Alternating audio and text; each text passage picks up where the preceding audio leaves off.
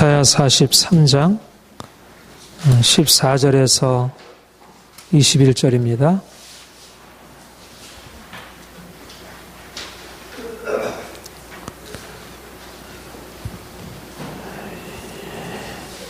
함께 봉독하겠습니다. 너희의 구속자여 이스라엘의 거룩한 이 여호와가 말하노라. 너희를 위하여 내가 바벨론에 사람을 보내어 모든 갈대아 사람에게 자기들이 연락하던 배를 타고 도망하여 내려가게 하리라. 나는 여호와 너희의 거룩한 이요 이스라엘의 창조자요 너의 왕이니라. 나 여호와가 이같이 말하노라. 바다 가운데의 길을 큰 물 가운데 지름길을 내고 병거와 말과 군대 용사를 이끌어내어 그들이 일시에 엎드려져 일어나지 못하고 소멸하기를 꺼져가는 등불 같게 하였느니라. 너는 이전 일을 기억하지 말며 옛날 일을 생각하지 말라. 보라, 내가 새 일을 행하리니 이제 나타낼 것이라. 너희가 그것을 알지 못하겠느냐? 반드시 내가 광야의 길을 사막의 강을 내리니 장차 들짐승 곧 승냥이와 타조도 너를 존경할 것은 내가 광야의 물을 사막의 강을 내어 내 백성 내가 택한 자에게 마시게 할 것임이라. 이 백성은 내가 나를 위하여 지었나니 나를 찬송하게 하려 함이니라. 아멘. 우리 전후좌우로 축복하며 인사하겠습니다. 사랑합니다. 축복합니다.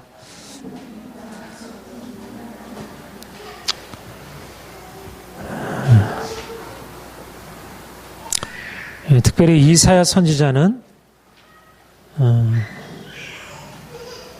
대부분의 선지자들의 예언이 비관적이고 고통스러운 심판을 예언하는 것이었는데 이사야 선지자는 하나님이 이스라엘을 위해서 행하실 특별히 유다를 위해서 행하실 하나님의 놀라운 구원에 대하여 예언한 선지자로 우리가 이사야 40장 이하를 읽어보게 되면 선지서에서 보기 드문 그런 희망에 찬 예언을 우리가 듣게 됩니다. 여러분, 희망이 중요하죠. 우리 인생에 있어서 개인이나 공동체나 할 것 없이 희망이야말로 우리의 삶의 가장 핵심이라 할 수 있습니다. 인생에 뭐 돈이 없을 수도 있고 또 혹시 건강을 잃어버릴 수도 있지만 희망을 잃어버리지 않는다면 그 사람에겐 진짜 희망이 있습니다. 정말 인생이 문제가 되는 것은 희망을 잃어버릴 때입니다. 키엘케고르라는 철학자가 그렇게 얘기를 했죠. 죽음에 이르는 병, 절망이라고 했습니다. 사실은 오늘날 현대인들에게 나름대로 이러저러한 비전을 얘기하고 희망을 말하지만 점점 이 사회가 불안하고 진정한 희망을 품기 어려운 시대가 되어가고 있습니다. 여러분, 우리 그리스도인이 세상 사람들과 다른 것이 무엇일까요? 그것은 바로 우리가 정말 고통이 많고 문제로 가득 차 있는 그런 세상 속에서 희망을 말하고 희망을 품고 살아갈 수 있다는 것입니다. 어제 이른 아침에 이제 미래학을 하시는 미래학 전문가이신데 미래학자이신데 최윤식 박사라고 그분이 이제 강연을 하실 때 오늘날 이 시대에는 위험 사회로 나아가고 있다 그렇게 얘기를 해요. 어떻게 보면 지금은 여러 가지 과학기술 발달해가지고 우리가 위험한 것에서부터 많이 벗어난 것처럼 여기시죠. 옛날에 비해서 수명도 연장되고 그런데 우리 이번 세월호 참사에서 볼 수 있게 되듯이 또 끊임없이 이어지는 여러 가지 많은 세상에서 일어나는 그런 많은 사건, 사고들 소식을 들으면서 얼마나 이 세상이 위험한지 위험 사회로 나가고 있다.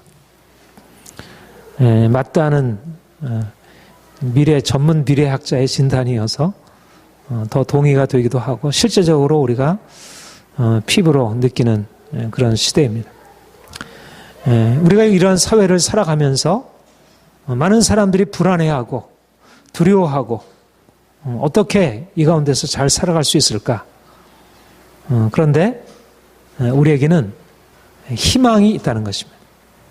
희망.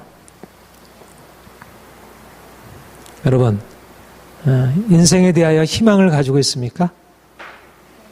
희망을 품고 살아가면 인생이 잘 되어지는 것입니다. 이미 희망을 잃어버리지 않았다면.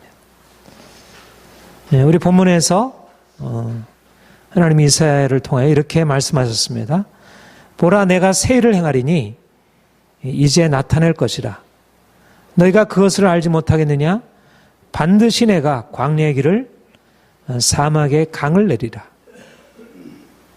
하나님이 이스라엘을 향하여, 이스라엘을 통해서 이스라엘을 향하여 또 유다 백성들을 향하여 주시는 놀라운 위로의 메시지, 희망의 말씀입니다. 내가 새 일을 행하리라. 사막에 강이 열리리라. 광야의 길이 열려서 이제 너희가 바벨론의 포로가 되어 고통스럽게 살게 되겠지만 그러나 이제 거기서 내가 너희를 건져내리라. 여러분 어떻습니까? 오늘날 과학이 기술이 발달해가지고 사막에 이스라엘 백성들이 그렇게 했죠. 아마도 이스라엘이 그 관계 사업을 이렇게 일으킬 때 이 말씀을 가지고 하지 않았나 생각을 하는데요. 과학기술을 통해서 이런 일들을 어느 정도는 할 수 있을 것이지만 그러나 실제적으로 사막에 강이 열린다고 하는 것은 인간적으로는 불가능한 비전입니다. 그런데 우리가 하나님을 믿는다는 것은 뭐냐면 바로 이것을 우리가 믿음으로 바라보는 것입니다.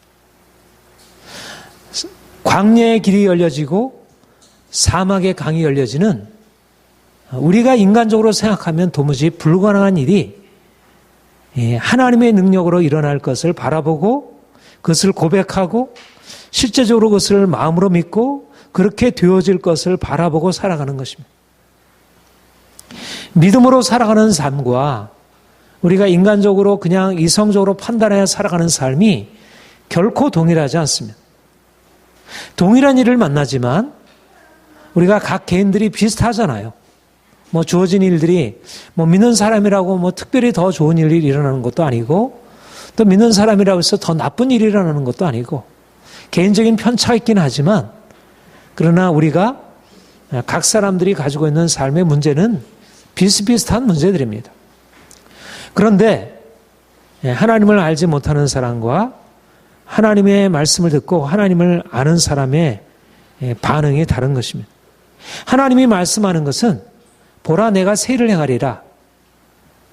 너희가 정녕 보게 될 것인데 내가 반드시 광야의 길을 낼 것이고 사막의 강을 낼 것이다. 우리가 인간적으로 바라보게 되면 우리의 개인적인 삶에서 계속되어지는 광야 또는 사막, 너무나 메마르고 답답하고 도무지 한 폭의 풀조차도 날 수 없게 여기지는 그런 메마른 광야가 계속되는 것 같아 여기십니다. 물이 없는 거예요. 식물이 자라려면 물이 있어야 되는데 꽃이 피려면 물이 있어야 되는데 물이 안 주어지는 것이 하늘이 광야에는 알려지는 것입니다.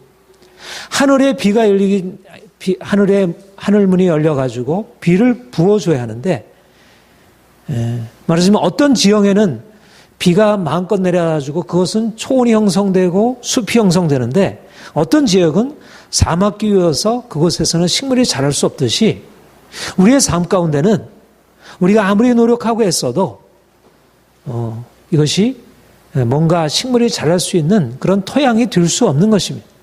그러니까 우리의 현실을 바라보게 되면, 우리의 부모님을 바라보면, 지금 또 나의 주변 환경을 바라보면, 우리 나라를 바라보면 우리가 이곳에서 도무지 어떤 소망을 꿈꿀 수 없어 보입니다. 그런데 우리가 믿음으로 살아간다는 것이 무엇일까?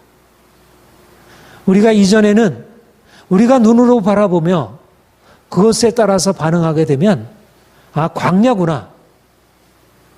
우리 앞에는 도무지 다른 가능성이 존재하지 않는구나. 내 삶에 뭔가 생명이 일어나는 것을 바라볼 수 없구나. 우리가 그렇게 생각할 수밖에 없습니다. 그런데 우리에게 하나님의 말씀이 들리고, 보라, 내가 새 일을 행하리라. 내가 광야의 길을 낼 것이고 내가 사막의 강을 낼 것이다. 그 하나님의 말씀을 우리가 듣게 되고 우리가 그것을 믿게 되면서 우리 안에 이전에 품지 못한 그런 소망을 품게 됩니다. 광야의 길이 생기고 사막의 강이 열리고, 그래서 그곳에 숲이 형성이 되고, 여러분 혹시 전에 그 동영상에 중국의 나무 심는 여인에 대한 동영상을 혹시 보신 분이 있을지 모르겠습니다. 그야말로 광야, 사막과 같은 그곳에다가 그가 꿈을 가지고 먼 곳에서 이제 씨앗을 가지고 물을 길어다가 이제 씨앗을 심어서 그것을 가꾸어서 나중에 20년 만에 아주 울창한 숲을 이루는 그런 동영상을 본 일이 있습니다. 현실적으로 불가능한데 도무지 다른 사람은 이곳은 식물이 자랄 수 없는 곳이라고 그렇게밖에 생각할 수 없는데, 그 여인은 이곳에다 내가 씨앗을 뿌리면 이곳이 언젠가는 커다란 숲이 되리라. 그런 일들이 사람도, 하나님을 알지 못하는 사람도 그렇게 하는 일이 없지 않아 있죠. 그러나 대부분의 경우에는 우리가 인간적으로 행하게 되면 우리에게 주어진 모든 것에 대하여 주어진 현실을 넘어서서 그렇게 꿈을 꾸고 나가기 어렵습니다.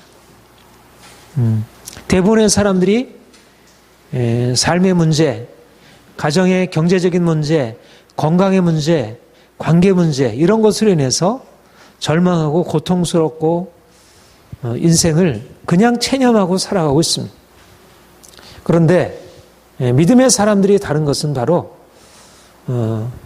이와 같은 현실 가운데서 광야와 같은 현실이 숲으로 바뀌어지는 것을 바라보고 그것을 향하여 나아가는 것입니다.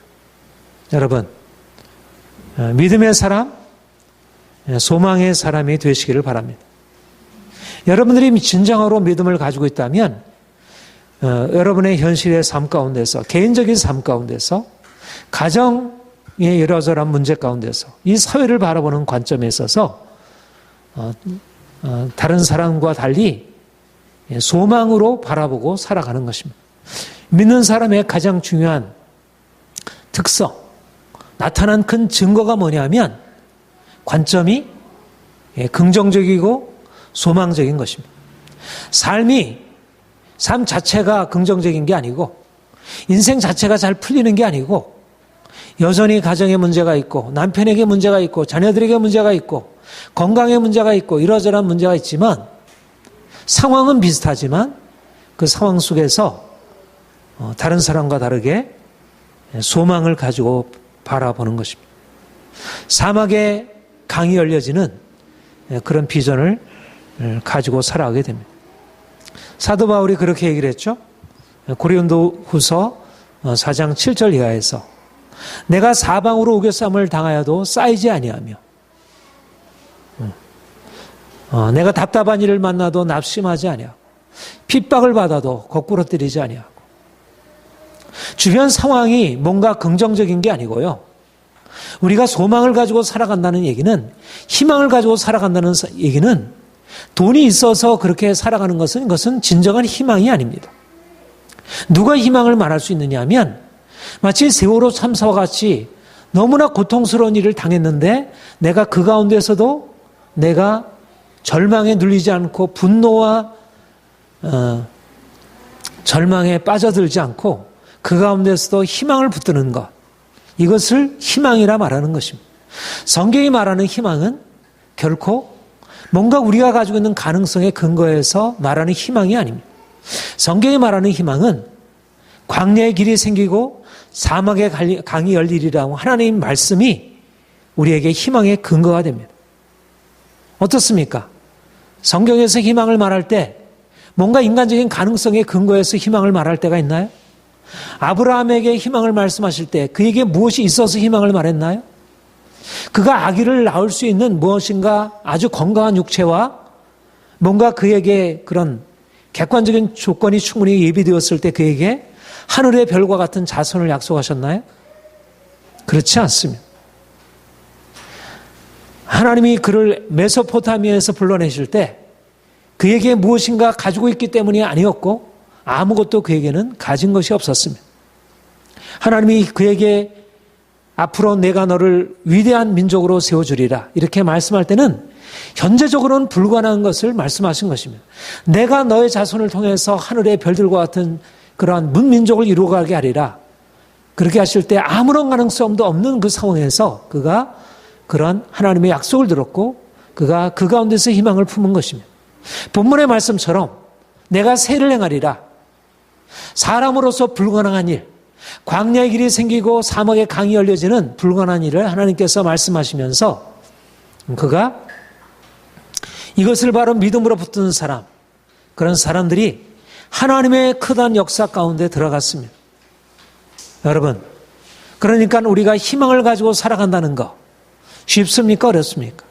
세상 사람들이 말하는 내가 돈이 있으니까 내가 이러저러한 일을 하리라. 이것은 성경이 말하는 희망이 아닙니다.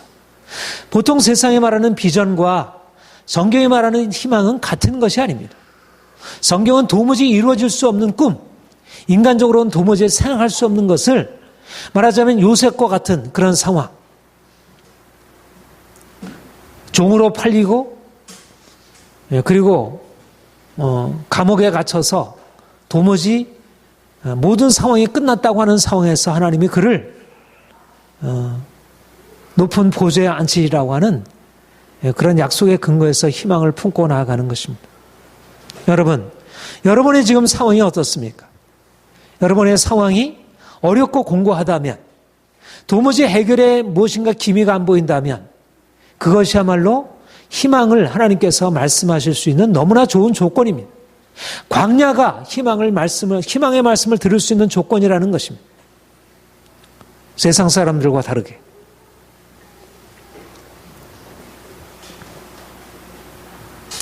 믿는 사람들은 낭만과는 거리가 멉니다. 낙심, 낭망, 절망, 이것은 믿음의 단어가 아닙니다. 하나님 없는 사람들이 낙심하고 절망하는 것이지 하나님을 알고 있는 사람들에게는 낙심이 없고 절망이 없습니다. 전능하신 하나님이 우리와 함께 하신데 어떻게 낭망하고 절망하겠습니까? 죽은 자를 살리신 그 하나님이 우리 하나님이신데, 하나님은 세일을 행하시는 하나님이십니다. 하나님은 어떤 분이신가? 우리가 생각하지 못하는 세일을 행하시는 하나님이십니다. 우리가 하나님을 제대로 알아야 합니다. 그 제임스 패커라는 분의 하나님을 아는 지식이라는 책에서 그가 이런 말을 했습니다. 여러분들이 알고 있는 하나님은 너무나 작습니다. 우리가 하나님 앞에 간구하고 기도하는 것은 너무나 작은 것을 구하는 것이. 우리는 우리에게 인간적으로 불가능한 일을 하나님께 구하지 않습니다. 여러분, 믿음은 뭐냐면 인간적으로 불가능한 일을 하나님께 구하는 것이 믿음입니다. 이거는 기복신앙이 아니고 이것은 믿음입니다. 하나님은 이러한 믿음을 믿는 자를 찾으십니다. 오늘날 과학기술이 발전하면서 사람들에게 이 믿음이 사라져버렸습니다. 합리적인 삶의 방식이 믿는 자들에게도 너무 깊숙하게 들어와 있습니다. 우리는 과학을 긍정하고 합리적인 삶을 긍정하는 사람들입니다. 그러나 믿음이라고 하는 것은 합리적인 것을 넘어서 살아가는 것입니다. 하나님은 인간적으로 생각할 수 없는 일들을 행하시기를 기뻐하시고 그것을 통해서 자신을 나타내시는 분이십니다. 천지를 아무것도 없는 데서 말씀으로 창조하신 놀라운 기적의 하나님입니다. 그가 지혜로 인간을 지으셨습니다. 애굽이라는 강대국을 깨뜨리고 이스라엘 백성 400년 동안 무려 종노릇하던 이스라엘을 건져내셨습니다. 예수 그리스도를 죽은 자 가운데서 살리셨습니다.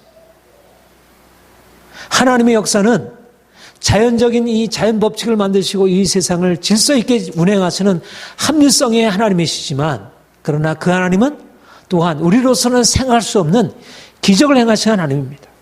우리 하나님을 믿을 때 우리가 정상적으로 사고하고 정상적으로 이성적으로 판단하지만, 그러나 이성적으로 판단할 수 없는 기적을 행하신 하나님, 도무지 불가능한 일을 행하신 하나님을 우리가 믿고 그 하나님께 기도하고, 그래서 우리가 통일을 위해서도 정치인이 하기보다 뭔가 다시 인간적인 어떤 방식으로 행하기보다 통일도 우리가 기도하면 하나님이 통일을 주시리라, 이렇게 믿음으로 기도하는 것입니다. 여러분, 우리가 기도하고 하나님께 나아가게 되면 하나님이 누구신지를 알게 됩니다. 하나님은 기적을 행하신 하나님이십니다. 우리의 믿음은 기적을 믿는 믿음입니다. 우리의 개인적인 삶에 기적이 일어날 것을, 내 삶이 가난의 질곡이 깨어질 것을, 내가 이 비천한 자리에서 일어날 것을, 내가 저주에서 벗어날 것을, 우리의 삶에 놀라운 기적이 나타날 것을 우리가 믿고 나아가는 것입니다. 우리는 세상 사람들이 가지고 있는 그런 합리적인 판단 아래서 살아가는 사람들이 아닙니다. 1 더하기 1은 2다. 이것은 맞는 얘기죠. 그러나 하나님은 1 더하기 1은 2라고 말하는 그 수학으로 설명할 수 없는 일들까지도 이루시는 하나님이십니다. 여러분, 과학이 물이 포도주가 되는 것을 설명할 수 있습니까? 과학이 예수님이 물 위로 걷는 일을 설명할 수가 있습니까? 과학이 떡 5덩이와 물고기 2마리를 가지고 5,000명을 먹이는 일을 설명할 수 있습니까? 불가능한 일입니다. 과학이 죽은 자 가운데서 사흘 만에 살아나는 기적을 설명할 수 있습니까? 인간의 몸이 하나님과 같이 변화되어 하늘 영광에 오르는 일을 설명할 수 있습니까? 오늘날 과학기술이 발전하면서 모든 사람들은 과학에 심취하고 과학이 마치 인간을 하나님의 자리로 올려놓은 것처럼 말하지만, 과학은 하나님이 만드신 것을 모방할 뿐입니다. 그러나 하나님은 과학적으로 이루어진 세계를 넘어서서 과학으로 설명할 수 없는 일들까지도 이루어가시는 분입니다. 여러분, 이 시대는 기적의 하나님을 믿어야 할 때입니다. 오늘날 이 시대가 다시 종교가 다시 일어나고 있습니다. 이슬람이 부흥하고 있고 불교가 부흥하고 있고 다른 종교들이 지금 일어나서 기독교의 영성을 대신하고 있습니다. 교회가 하나님의 능력을 인정하지 아니하고 하나님의 초자연적인 기적을 믿지 아니하고 우리의 삶에 실제적으로 역사하신 하나님을 믿지 않는다면 오늘날 거짓 종교들이 일어나서 이렇게 저렇게 많은 사람들을 현혹하고 넘어뜨릴 때 그것에 대하여서 대항할 수 없을 것입니다. 여러분, 하나님은 기적을 행하신 하나님이십니다. 하나님은 죽음의 땅을 생명의 땅으로 변화시키는 분이십니다. 도무지 식물이 자랄 수 없는 광야를 울창한 숲으로 만드시는 놀라운 기적의 하나님이십니다. 사람의 생각으로 할 수 없는 일을 하나님이 하시고 있다는 것입니다. 오늘날 이런 일이 일어나지 않나요? 왜 일어나지 않나요? 믿지 않기 때문에 그렇습니다.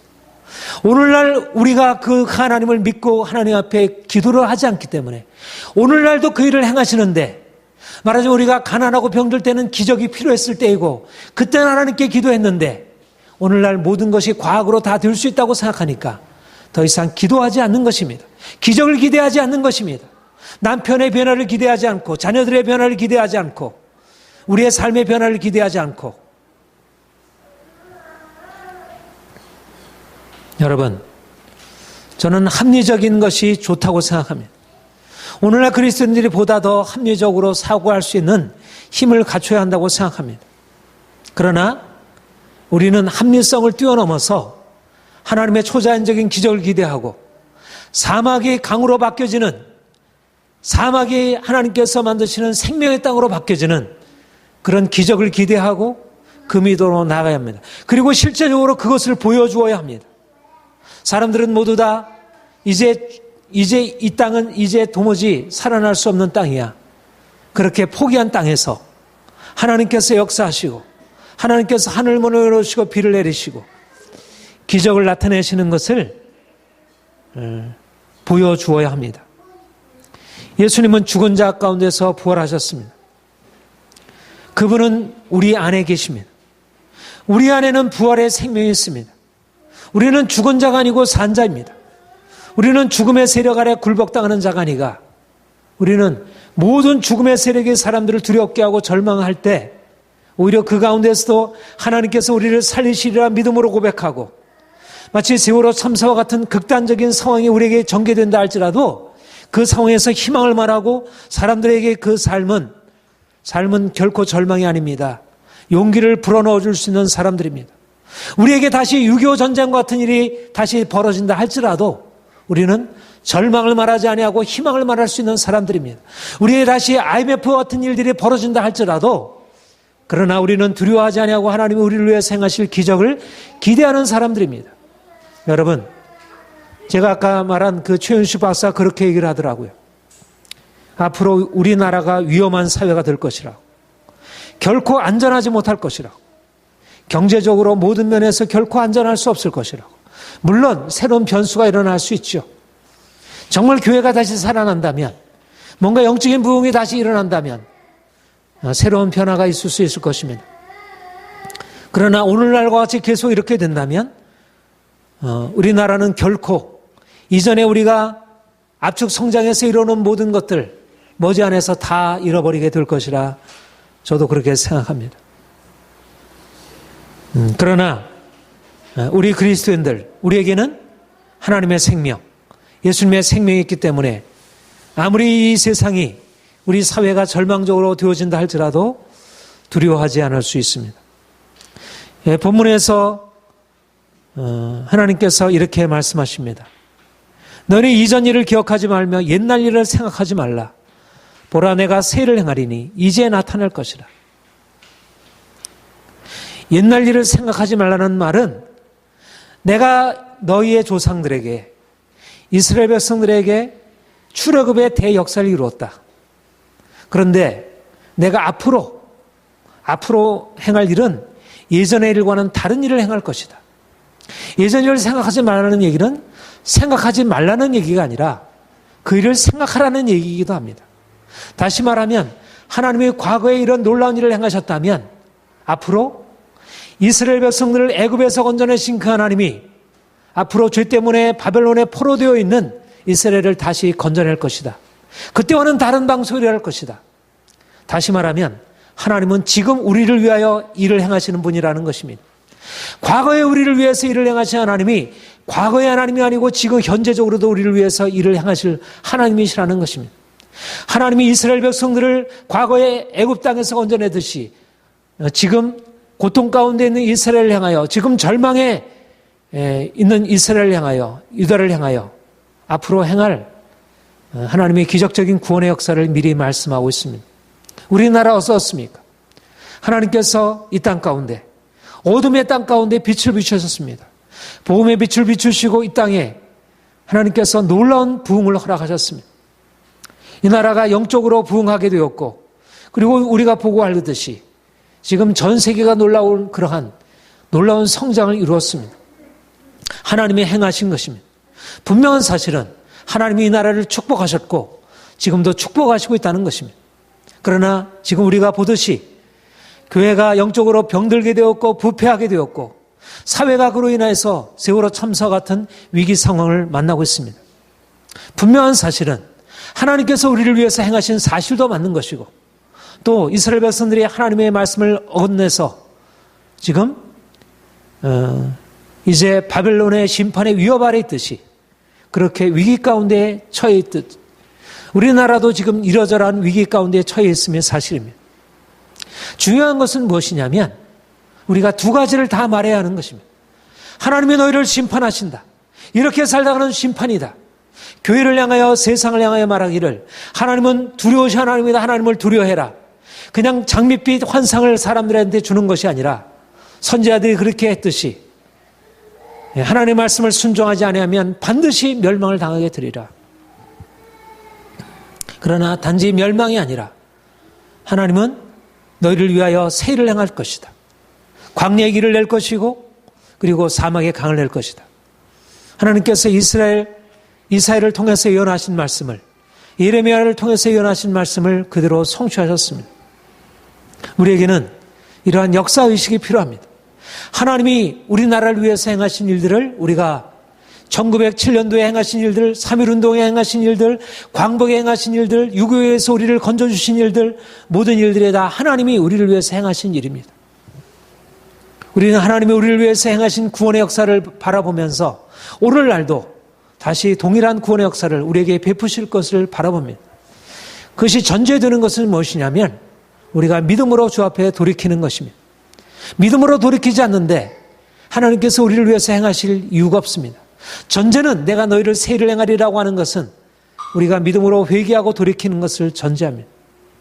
아무튼 우리가 믿음으로 주님 앞에 돌이키기만 하면 아무리 우리의 상황이 절망적이라 할지라도 우리에게 광야가 계속된다 할지라도 하나님의 목적은 광야가 아니고 가나안 땅이고 하나님의 목적은 심판이 아니라 구원입니다. 하나님이 우리를 위해서 구원을 행하시는 일은, 심판을 행하시는 일은 우리를 구원하시려고 행하시는 일이지 결코 우리를 미워서 행하시는 것이 아닙니다. 사랑하시는 자를 징계하시는 것입니다. 하나님이 아수를 통해서, 바벨을 통해서 징계하신 것입니다. 저는 이번에 문창국 후보의 말도 그런 의미로 듣습니다. 문창국 국무총리 후보가 온누리교회에서 여성들이 모인 중보자 기도 모임에서 한 1시간가량 강연을 했습니다. 그가 하나님이 우리나라를 목적을 가지고 구원하셨다. 그런데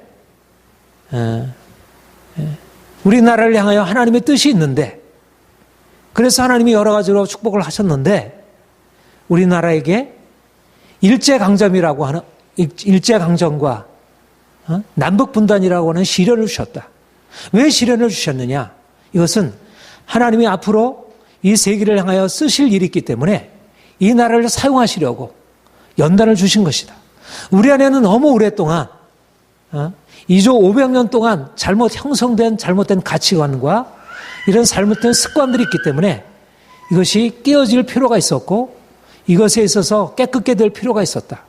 그래서 하나님이 그러한 일제강점, 남북분단, 6.25와 같은 시련의 과정을 통해서 하나님이 우리나라를 연단하셨고, 그래서 여러 가지 많은 것을 축복하셨고, 그리고 앞으로 이제 동북아 시대가 열리게 되면서 우리나라를 통해서 세계를 향하여 복음을 전하게 하시고 하나님의 사명을 이루게 하실 것이다. 제가 아주 경청하면서 그 강연을 2번을 들었습니다. 그리고 이제 여러 관련된 동영상들을 제가 다 보았습니다. 오늘 새벽에도 보았어요. 제가 아침에 카톡 메시지를 보낸 것은 그것을 보고 나서 보낸 것입니다. 그런데 제가 그 동영상을, 저도 역사를 붙들고 씨름하는 사람이고 또 여러 가지 우리나라의 현실에 대해서 이러저러한 방면으로 고민하는 사람인데, 나는 처음에 이 소식을 듣고 치우친 발언이지 않을까 이렇게 생각을 했고, 아무리 동기가 좋다 할지라도 좀 나타난 결과를 보니까 아름답지 못한 것 같다, 그렇게 생각을 했는데, 저는 오히려 그분의 신앙이 굉장히 하나님 앞에 진정한 것이라 이렇게 보여지고, 상당히 역사적으로 모든 면에서 다 옳다는 말이 아니라 적어도 하나님 앞에서 문제를 가지고 씨름하는 분이라고 하는 사실을 보게 되었습니다. 중요한 것은 뭐냐면, 우리가 인간적으로 이성적으로 판단하는 것 중요하지만 보다 더 중요한 것은 하나님이 이 나라를 어떻게 이끌어 가실까 하는 하나님의 관점을 가지고 바라보는 것입니다.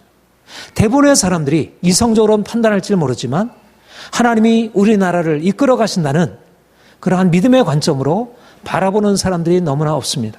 정치인들도 없고 믿는 목회자들도 그런 관점을 가지고 있는 사람들이 많지 못합니다.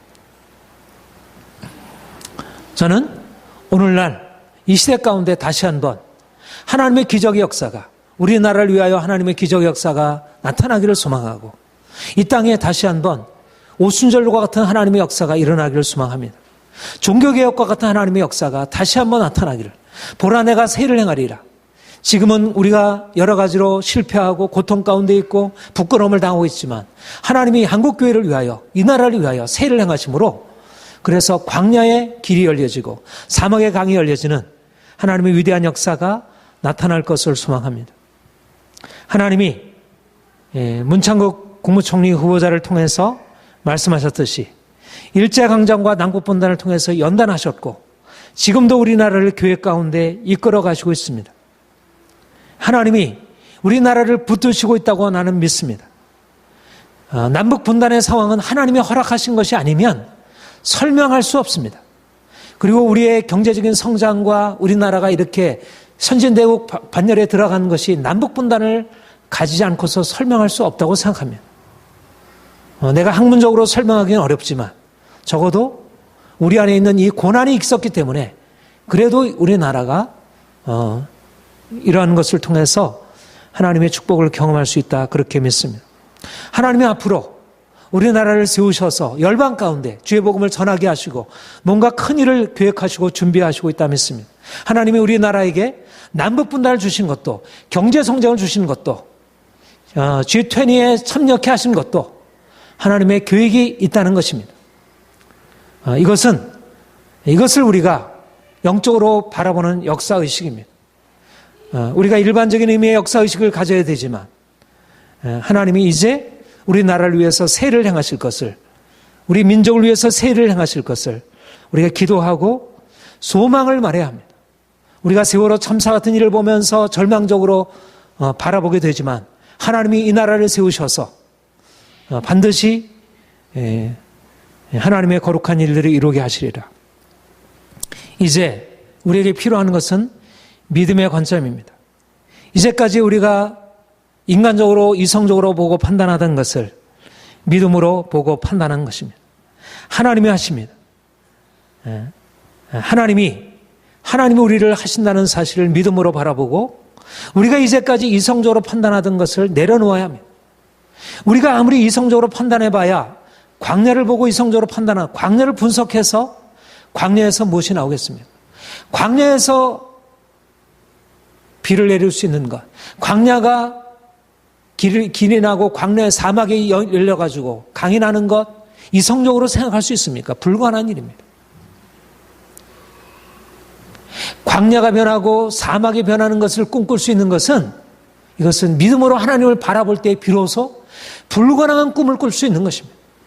우리 가정이 변화되고 우리 교회가 변화되고 이 사회가 변화되고 이 국가가 변화되고 민족이 통일되는 이 역사는 이념으로 되지 않고 학문으로 되지 않고 다른 것으로 되지 아니하고 우리가 하나님이 우리와 함께 하신다는 사실을 믿는 믿음으로 열리는 것입니다. 우리가 이제까지 이성적으로 판단하던 것을 이제 내려놓고 믿음으로 하나님이 우리에게 말씀하시는 것에 아멘으로 받아들이는 것입니다. 하나님이 행하시면 반드시 이 나라가 좋아질 것입니다.